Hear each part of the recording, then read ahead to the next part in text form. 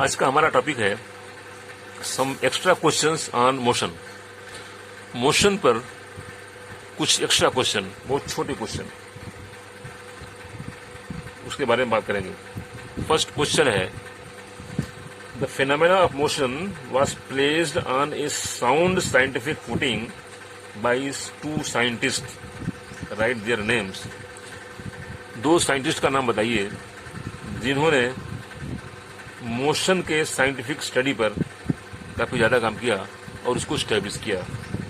इसका उत्तर है Galileo and Isaac Newton. Galileo और न्यूटन ये दोनों वैज्ञानिक हैं जिन्होंने मोशन को एक साउंड फुटिंग पर रखा साइंटिफिक ढंग से। Second question, are rest and motion absolute और रिलेटिव टर्म। रेस्ट और मोशन ये दोनों रिलेटिव टर्म है, एब्सोल्यूट टर्म है। इसका उत्तर है दे आर रिलेटिव टर्म। ऐसा इसलिए है कि जैसे हम किसी बस में बैठे हुए हैं और हमारे सामने उसी बस में एक आदमी बैठा हुआ है, तो हमको वो आदमी रेस्ट में दिखाई पड़ेगा।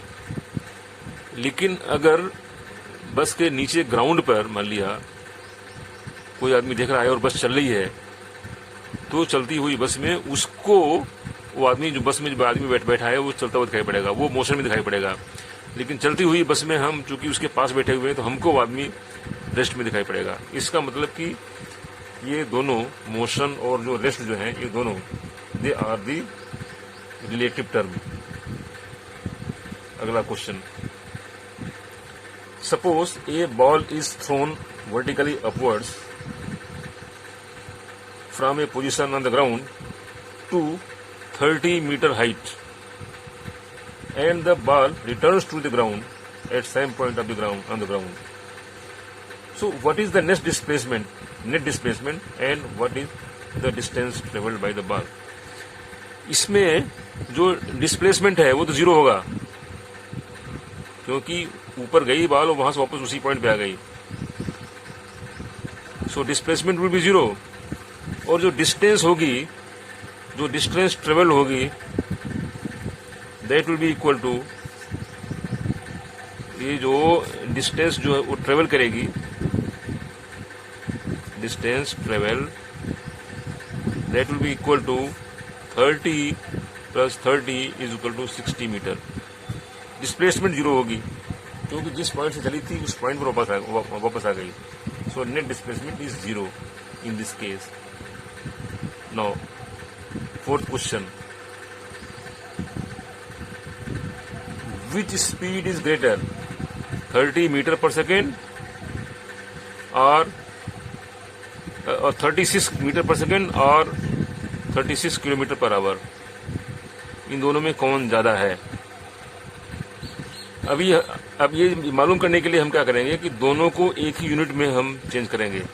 तो 36 किलोमीटर पर आवर को हम चेंज करते हैं, ये होगा 36 इंटू 1000 मीटर, किलोमीटर को मैंने मीटर में कन्वर्ट किया। देन 1 आवर है उसको 60 मिनट एंड 60 सेकेंड। तो अंत में आ गया, इसको काट दिया तो आ गया 10 metre per second.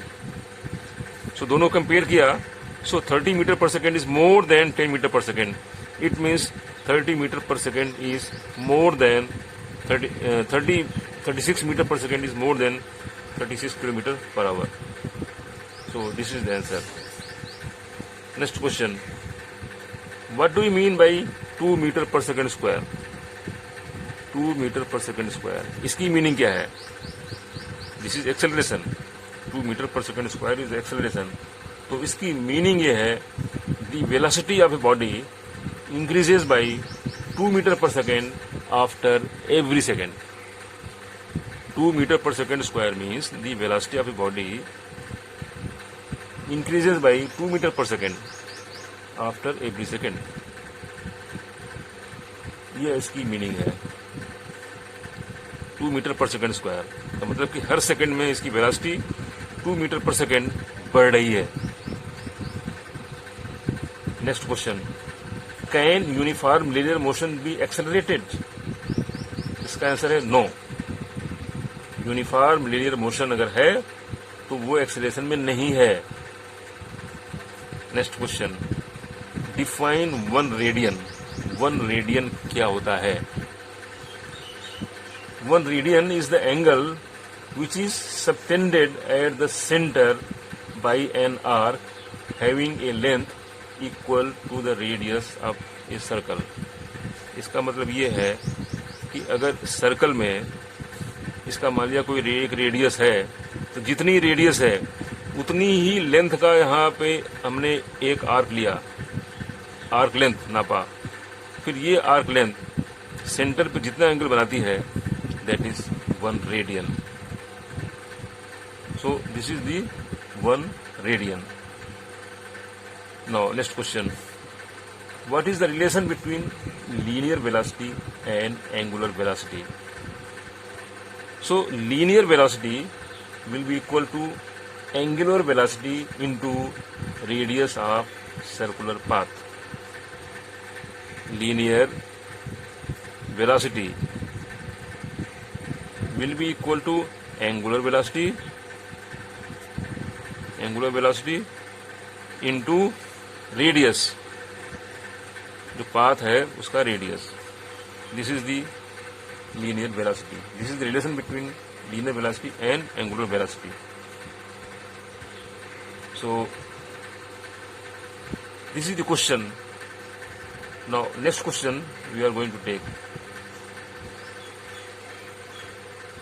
What indicates the motion of the earth? हमें कैसे मालूम पड़ता है कि अर्थ मोशन में है? इसका आंसर है the phenomena like day and night indicates the motion of the earth. Day and night जो फेनोमेना है उससे हमको मालूम पड़ता है कि अर्थ मोशन में है. Next question, give an example when we infer the motion indirectly. Indirectly कोई चीज मोशन में है, हम इनडायरेक्टली हम कैसे हमको ये मालूम पड़ता है?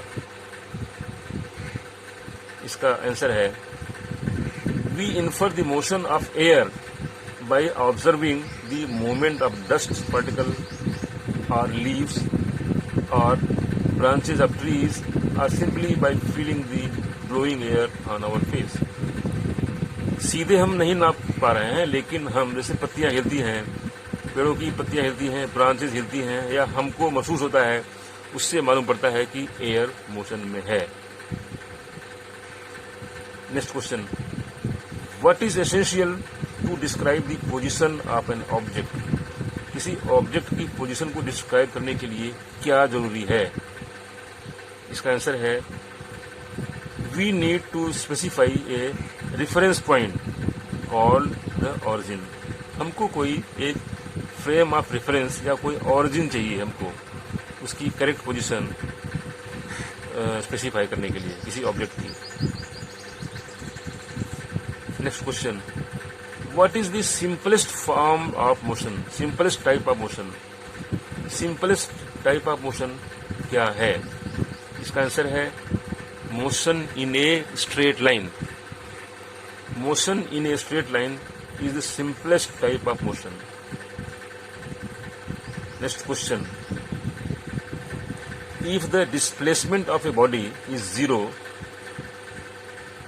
is it necessary that the distance covered by the body is also zero? अगर डिस्प्लेसमेंट जीरो है तो क्या जरूरी है कि डिस्टेंस भी जीरो होगी? इसका आंसर है no. When the body comes back to the same position after traveling a distance, its displacement zero, though it has traveled some distance.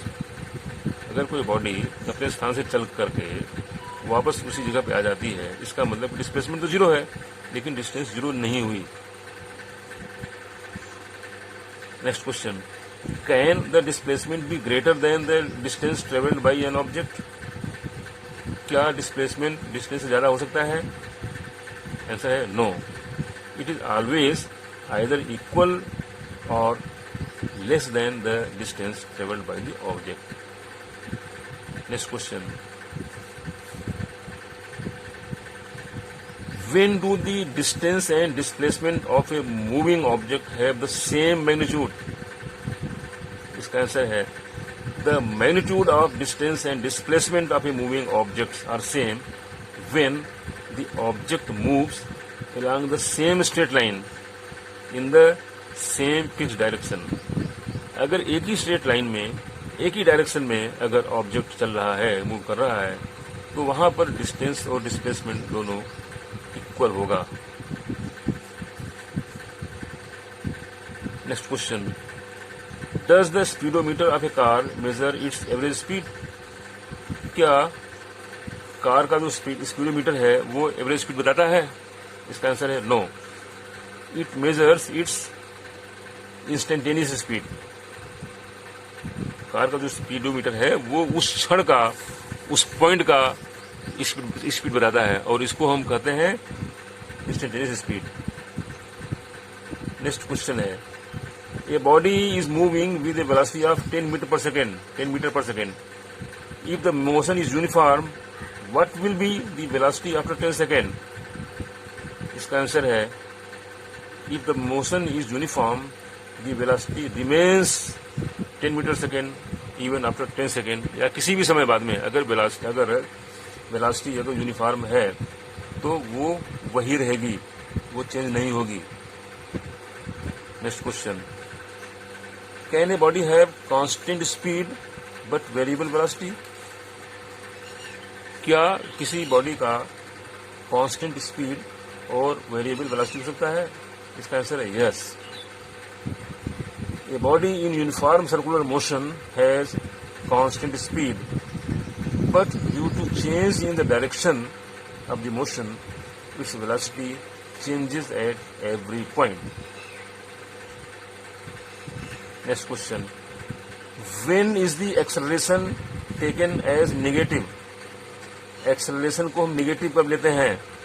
इसका आंसर है, acceleration is taken as negative if it is in the direction opposite to the direction of velocity. अगर velocity के direction के opposite acceleration है तब वो acceleration negative होता है. Next question, what is uniform acceleration? Uniform acceleration क्या है? इसका आंसर है, acceleration of an object is said to be uniform if it travels in a straight line and its velocity increases or decreases by equal amount in equal interval of times. For example, motion of a free falling body. This is the example of uniform acceleration. Next question, give an example of non-uniform acceleration. Non-uniform acceleration का कोई example दीजिए. इसका answer है, a car is travelling along a straight road, increases its speed by unequal amount of equal intervals of time. वो even बार बार break लगा रहा है, उसकी स्पीड कभी स्लोली बढ़ा रहा है, कभी तेज बढ़ा रहा है, कभी एक्सेलेरेटर तेज चला रहा है. सो इसमें जो एक्सेलरेशन होगा that will be non uniform. Next question, how are the distances travelled by an object related to the time taken when an object travels equal distance in equal interval of time? तो इसका answer है, in this case the distance travelled by the object is directly proportional to the time taken. ये हम कर सकते हैं. Next question, it is on graph, VT graph. What would be the acceleration of a body if its velocity time graph is a line parallel to the time axis? VT graph में जो line time axis के parallel है तो वो इससे क्या मालूम पड़ता है? इसमें मालूम पड़ता है कि एक्सेलरेशन उसका 0 है, क्योंकि उस बॉडी की वेलोसिटी यूनिफॉर्म है. तो अगर वीटी ग्राफ की जो लाइन है if it is parallel to the time axis, then it means the acceleration is 0. Next question. Is the motion of a body uniform or accelerated if it goes round the sun with constant speed in circular orbit? इसका answer है it is accelerated as its velocity changes due to change in direction. Direction change हो रहा है इसलिए इसकी velocity change हो रही है. इसका मतलब कि वो बॉडी एक्सेलरेशन में है. So these were some questions, very small questions, extra questions on motion. Thank you. Next video में हम कुछ और क्वेश्चंस पे बात करेंगे मोशन में ही. Thank you.